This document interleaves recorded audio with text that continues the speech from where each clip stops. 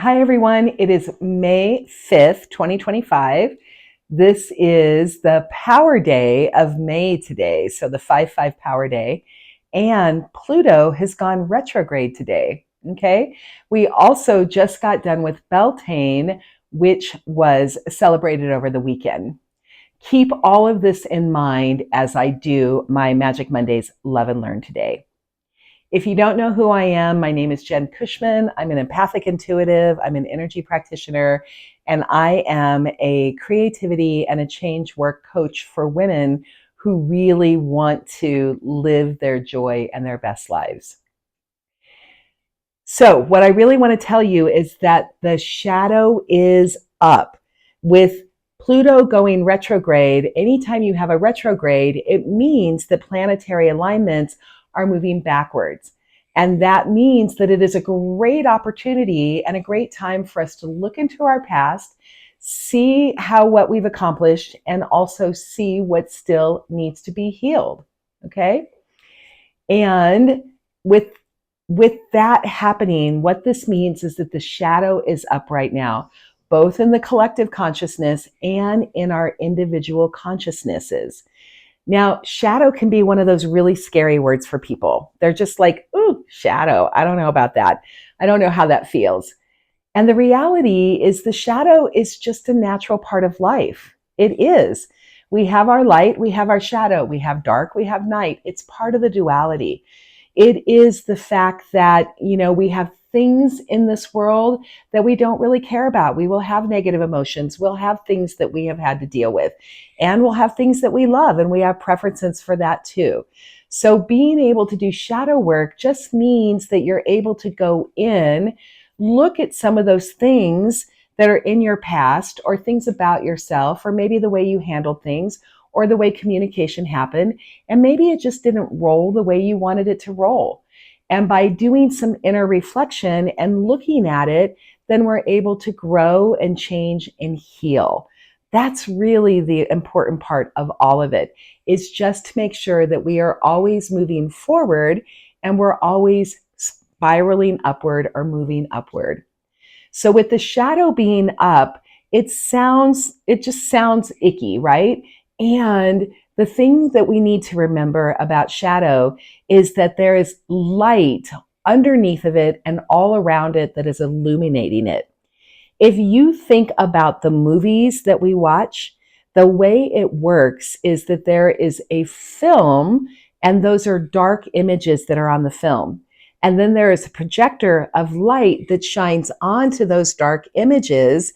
And that's what creates the imagery that we're able to see when we're sitting in a movie theater or we're watching something on TV. It is literally the light shining through the shadow that creates the image. So know that as you're doing this work right now, that you're supported, that the light is underneath of you and behind you. And if you go ahead and you look clearly and allow that light to shine through the shadow of the image, then what you can see on the screen is truth. And then you can look at that truth and you can decide, is this working for me? Is this old pattern still working for me? Is this friendship still working for me? Is this strategy still working for me? Is this adding and contributing to my life, or is it somehow taking away from it? So being willing to look very truthfully at that image, and then being able to see, maybe I don't want that. Maybe I don't want that shadow anymore. Maybe that jealousy is no longer serving me. Envy is no longer serving me. Maybe that old way of thinking, that I was taught in the family of lack, that there was never enough money. Maybe that is just not working for me anymore. And so one of the things that you can do with the light of truth, you can bring that light of truth in, you can put it on the shadow, and then you can go ahead and you can create a brand new image. You can decide a new strategy, a new way of being. That's what's important. And I just want to give you a little story right now, just a little bitty one. I went to a sister circle this Saturday for Beltane. A beautiful woman and a friend of mine created this sacred, safe space. It was fun. And she had this gorgeous guided meditation and a sound bath. I loved it. It was beautiful. And I have to tell you that when I was getting out of my car, I had such resistance. Shadow was rolling and I didn't even know what it was. It just felt uncomfortable in my body. And when I got there, I wanted to flee, which was crazy because I wanted to be there for the Women's Festival. And when we started the process of doing the guided meditation, all of a sudden these very uncomfortable feelings came up. It had to do, with the divine feminine that we were there, my mother's death. There was just a lot of things in there. And that's the way shadow works. It's not clear cut. You don't exactly know what's bothering you. You just know something's bothering you. And being able to be willing to look at it is what's important. And then being able to be curious about it. So that's what I did. I was willing to keep staying there, even though I had resistance. I was willing to be curious about what was happening.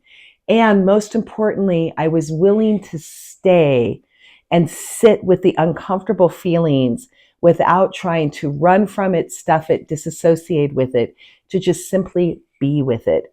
That is experiencing the light that is supporting the shadow. And that's exactly what I did this weekend.